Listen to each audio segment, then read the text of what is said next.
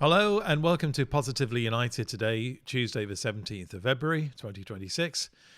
And on tonight's video, I want to take a look at how many players Manchester United might need to buy in the summer. Because I think it's important to react to some of the more outlandish numbers that are being thrown out around there. There's a few YouTubers and some influencers who are currently quoting a figure of 10. Yes, 10 players that we might need to buy in the summer. Nearly an entire first team. Shall we take a bit of time to have a rational look at how many players we need before we throw around ridiculous figures like that? I think it would be useful.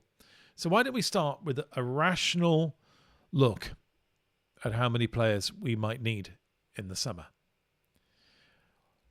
Well, let's start with the must-haves. The ones we definitely know we need to buy. Now, we know Casemiro is going, so we need a replacement central defensive midfielder. And we know that that replacement is going to have to be a first-choice player. This isn't a bench player. This isn't a rotational player. This needs to be a really outstanding first-choice, let's say world-class player, because he'll be replacing a world-class player. Now, what this video isn't about is who ought to be bought. I'm going to leave that to another video. But we know the kind of names that have been mentioned, you know, Elliot Anderson, Carlos Baleba, Wharton.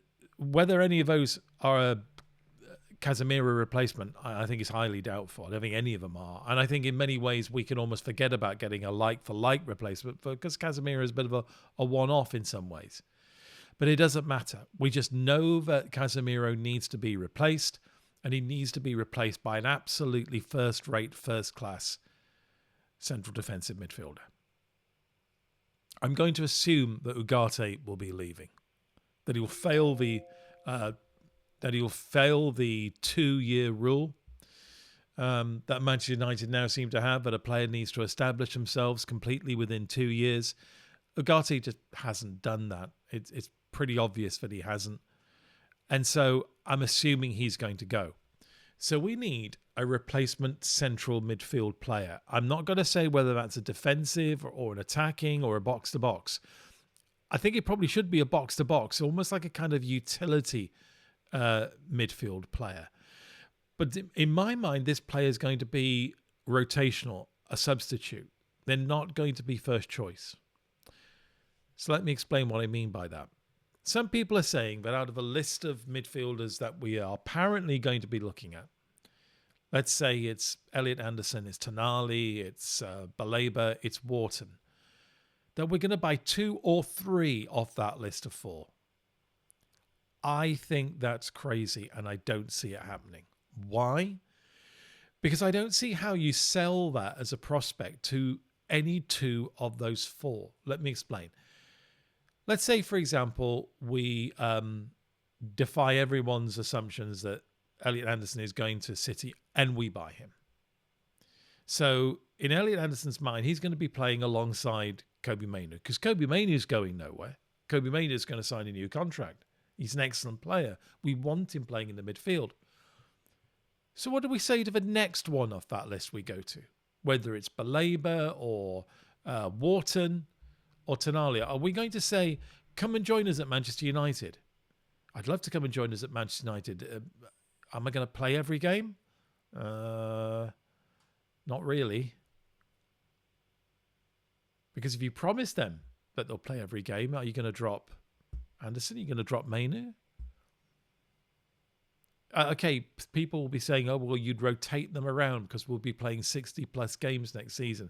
It doesn't work that way. 2 of those players will be expecting to play week after week. And one of those players is going to end up bench warming. It's simply not going to happen.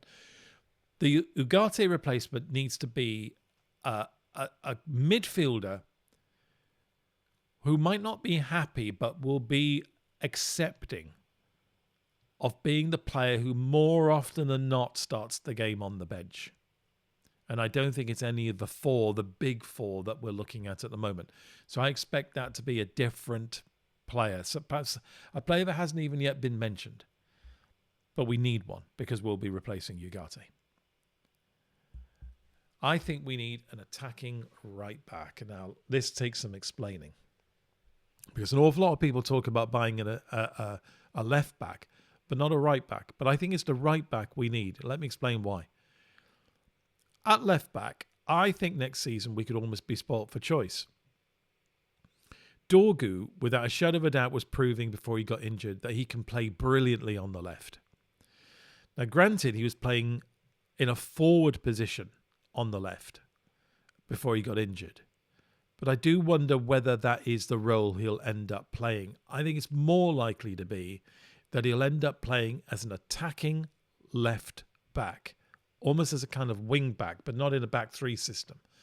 A wing back in a back four system. Yep, it can be. It can work. We'll also have Luke Shaw, because I don't think Luke Shaw is going anywhere. And we'll have Harry Amas. And I'll explain a little bit more about promoting the youth a little bit later on in this program. But for now, let's just assume that next season we'll have Dorgu, Shaw, and Amas fighting it out for left back. Well, I don't think we need any more. I think that's sufficient. So why do we need the attacking right back? Well, I think I'm one of many who doesn't believe that Dalot is the kind of quality right back that we need. Although he seems to be first choice, not just with Michael Carrick, but he was first choice with our previous managers too. That everyone seems to love him. But I don't think he's good enough. So Mazraoui, does he come in? Well, he can do, but I have doubts about Mazraoui as an attacking right back. Now, why am I talking about attacking left backs and attacking right backs? Well, this is the reason. The game against West Ham is a wake-up call. It really is. In that game, we completely failed in the first half to break through West Ham's low block.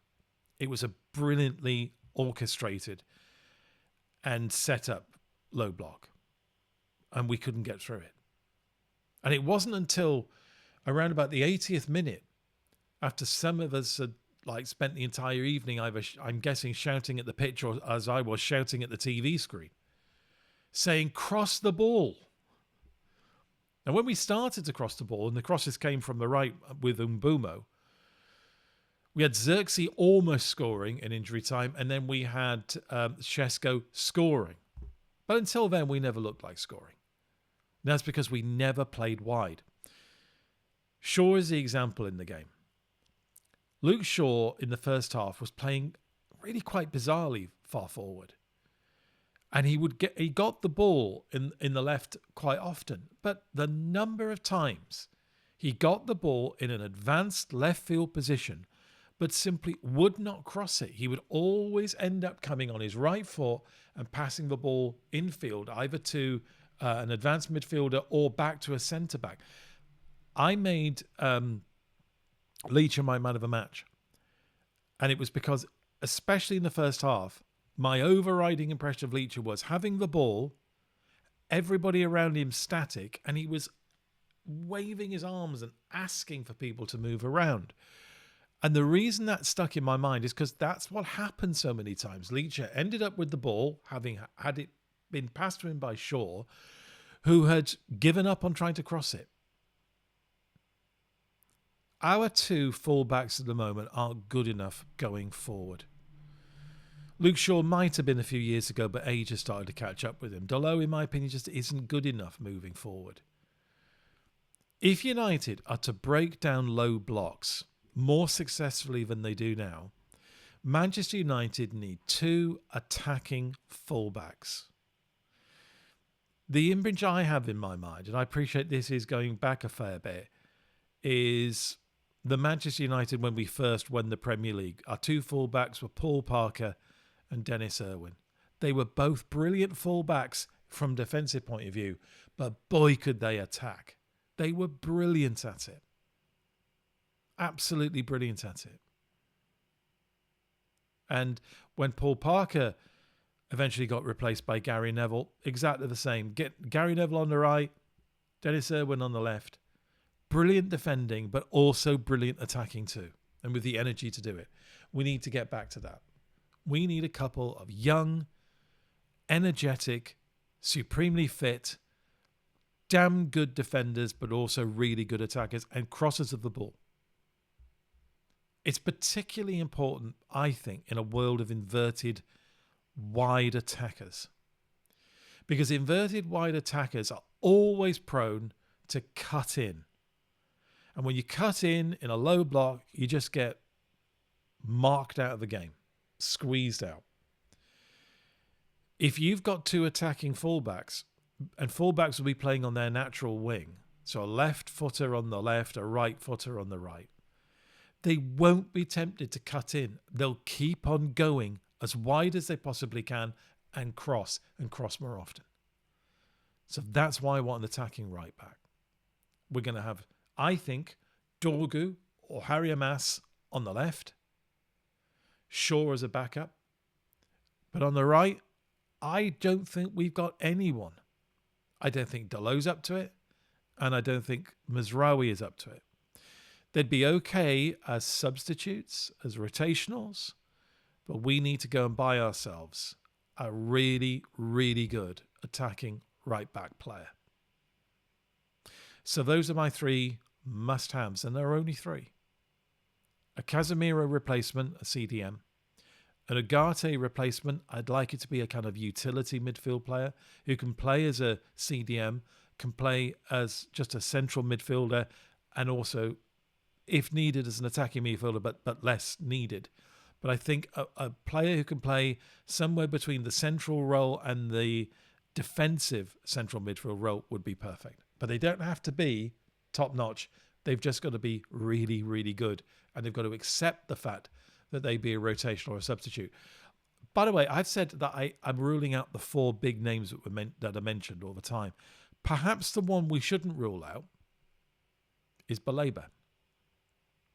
Because Baleba's had such a bad season at Brighton, I do wonder if we can get him for a lot less than was being mentioned last summer.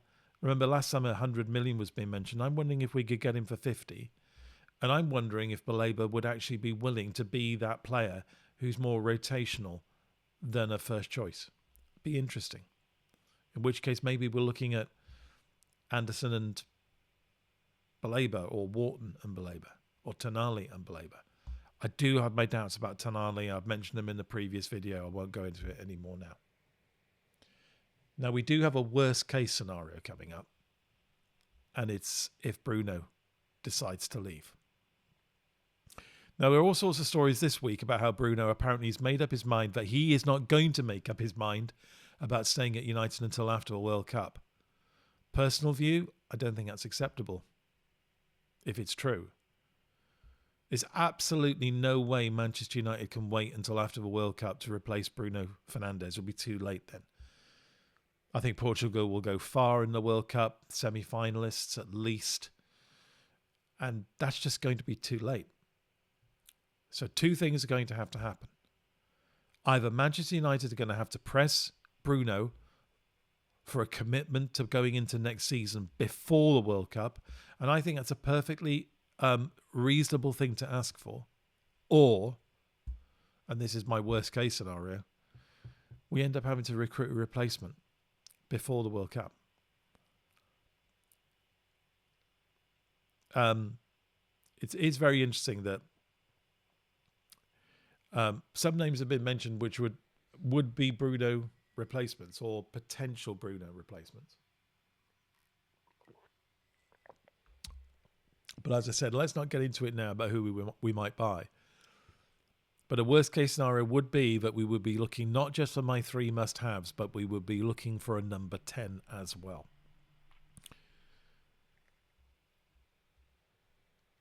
The two players that will leave, I think, this summer that we don't need to replace are Xerxes and Mount. I just genuinely don't think we need to replace these two players.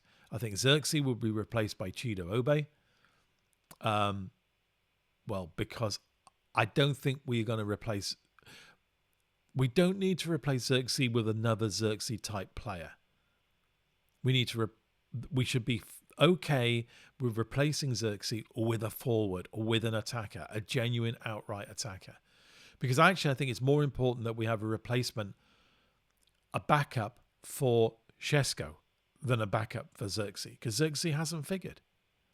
But I think Shesko will increasingly figure, and I think his position as an outright attacker will become more important. So we need backup there, but it should be Cheetah. He broke through last season. This season he's been completely out, but he's playing well. And I think it's time for him to be given his chance. Mount, no need to replace. We've got plenty of cover for that role anyway. And he's hardly figuring. And you know what? I kind of doubt he'll figure much between now and the end of the season anyway. It's really hard to see how Mount fits in with the 4-2-3-1 that we play under Carrick. And we would play under, I think, any future manager. I think Mount stays at United are numbered. As well as buying players, I think some people need to be reminded about what Manchester United stands for. There's an awful lot of talk about Man United DNA. There's a lot of talk about what our history is, what our legacy should be. An awful lot of people talk about how it's being trashed at the moment. Well, one good way to trash United's legacy is to stop promoting youth. And we got perilously close to it under the previous coach. Ruben Amorim, I don't think, yeah, of course he did play some young players, but I never got the feeling his heart was in it. And those comments he made about our on-loan young players were a disgrace. And the way he treated Mainu, who is a product of our youth system, was a disgrace too. So I think with Carrick, who we've already seen visibly attending youth team matches, clearly taking a deep interest in the youth squad, I think we're going to see a return at United in a big way for promotion of youth. I've listed just 7 here, and some you might not consider as youth players. Lenny Yoro and Aidan Heaven.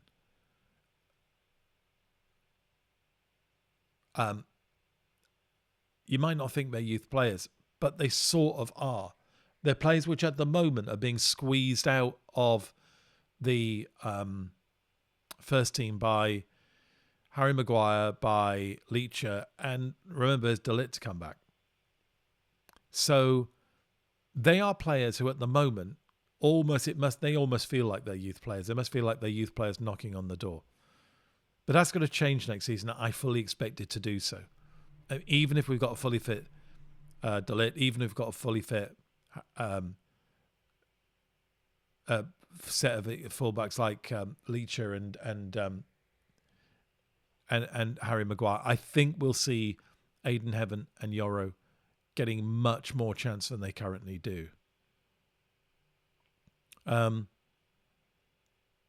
But we've also got Harry Mass, as I've already mentioned. I think he'll be fighting for the left-back place, is why I don't think we need to buy left-back, because we've got Dorgu too and Shaw. But I expect Shaw to be rotated out and to be replaced by Dorgu or Amas. Depends whether Dorgu's played much more forward as essentially a left winger. But we've got Tyler Fletcher and Jack Fletcher. I think Tyler Fletcher could be really, really important in being at least a bench player and an occasional rotational player in cup matches, in FA Cup and League Cup matches in that central midfield position. I think he might really break through next season. I think it's going to be harder for Jack Fletcher. But it will be interesting to see if he can kind of like get some time on that, in that advanced midfield role that he clearly needs to play in. Shea Lacey, I think it's nailed on that he starts getting a breakthrough next season. His performances in the first team this season have been so electric, so inspiring. I just feel he's going to come through. And Chido Obi is definitely, I think, in line for a call-up. So we need to promote youth. Let's have a look what we did last summer, because I think it's interesting to use it as a benchmark for what we could be doing this summer. Remember, Cunha, 63 million. Umbuemo, 65 million. Shesko, 67 million. Lemons. That is going to be the bargain of all. 18 million is going to look like such a bargain in a couple of years' time. Believe me, it's going to look like an absolute steal. We did buy other players, by the way, but those are the main 4, and we spent a total of 213 million on them. I don't think the budget's going to be hugely different this summer for a whole host of reasons. And it's not because Ineos are tight. It's because you have to make a club make financial sense in the modern world. The days of City breaking every rule under the book are over. Look at Newcastle. Newcastle's owners are equally able to spend money as Man City's owners are. But Newcastle's owners are working in a new world, a world where rules matter and by and large are being adhered to. And United have to do that.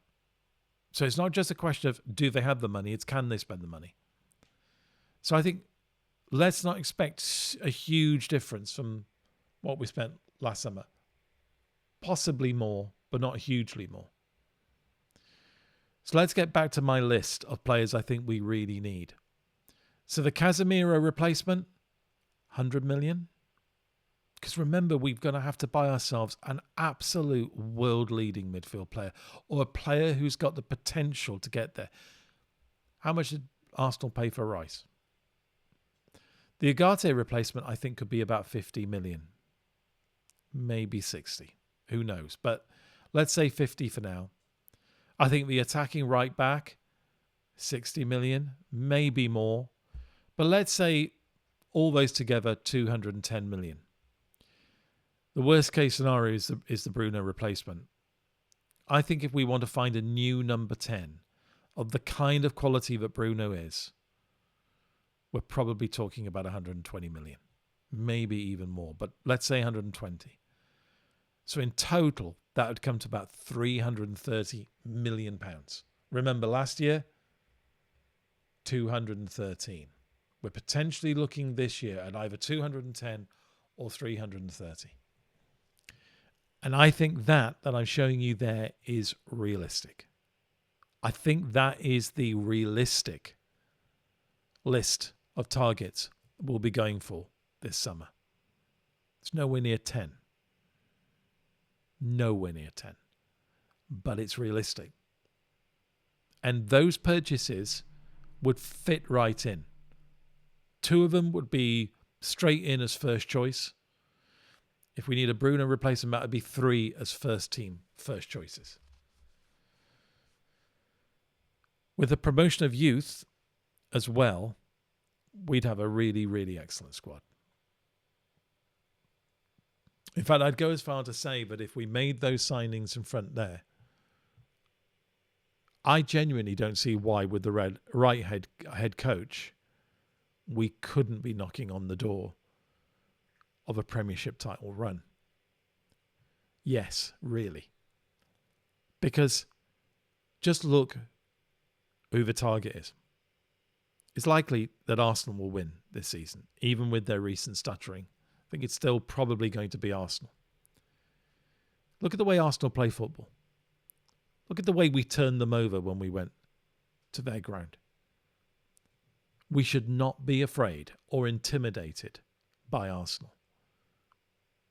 Get the right limited number of purchases that can be easily integrated into our current squad without causing disruption. I think we can take Arsenal on. Okay. Finally, why would people say we need to buy 10? Well, of course, they might just be morons. But I think it's more likely they're troublemakers. There's quite clearly a group of people out there who want to cause as much trouble for Manchester United as possible. They pretend they're United fans, but they're not really. They're self-serving grifters. And they want to cause as much trouble as possible. So what they'll do is this. They'll think about the number of players that we genuinely need, like I've just done now. And let's say they want maybe a couple more than me. So I'm wanting 3. Let's say they want 5. But they don't want United to succeed because their grift depends on United having constant problems. So they take the 5 and they double it. knowing full well that United are not going to buy 10 players this summer. It's inconceivable. It's ridiculous. But what they can then do is, when United don't get anywhere close to buying 10 players, they can say it's a big disaster, that Manchester United have failed, that the coach has been let down by the ownership, or the coach was too much of a yes man to ask for more players. I could go on and on and on, but you can see where the narrative is going. These are people who don't want United to succeed. They want United to fail. They want to cause as much trouble as possible. And that's where the 10 new purchases this summer comes from. They know it's not realistic. They know it's not necessary. It's not meant to be. It's a rod to beat United on the back with. Don't fall for it and don't be gaslit by it. We don't need 10 players. We need the right players. It's not volume, it's quality. You might have your criticisms of Ineos, and I'd understand why. But just look at who we bought last summer. Cunha, Mbumo, Shesko, Lamons. They are 4 of the best purchases we've made in the post-Ferguson era. And the reason we made those 4 purchases is because we now have a process that scouts players for the long term and buys players that will fit a system. Not the whims of managers. I don't put Ten Hag in the same bracket as our last head coach. Amorim was in a class of his own for incompetence. But Ten Hag, in his time as manager, brought to this club Antony and Onana. He insisted that both players were purchased. Antony cost 85 million, Onana 45 million. They were both catastrophic purchases. Last summer, we bought 4 really excellent players who've materially improved our squad and our on-field performances. I feel we'll do exactly the same this summer. We'll buy the right players for the right positions and for the right amount of money. Have a little bit of faith. I certainly have some. I think we'll have an excellent transfer window. Don't let the gaslighters put up a straw man argument. Don't let them make us failures before we've even started. Okay, that's all I wanted to say in this video. If you liked it, please hit the like button and subscribe to the channel, because this is the approach I'll take. Realism, not gaslighting. I think we need it. If you think other people that you know would appreciate what I do on this channel, please let them know about it, and please ask them to subscribe as well. I've got an X channel as well, an X account. You can follow that. The link is in the description. I've got a coffee account.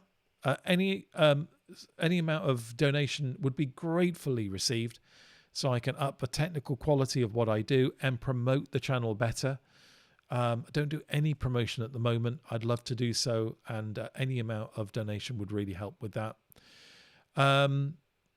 Yeah, that's about it, really. Oh yeah, hit the bell, and that will tell you when the next video is coming out. I also would put up a notice usually on X to let you know that a new video is out. So that's another reason why it's good to subscribe to my channel on X.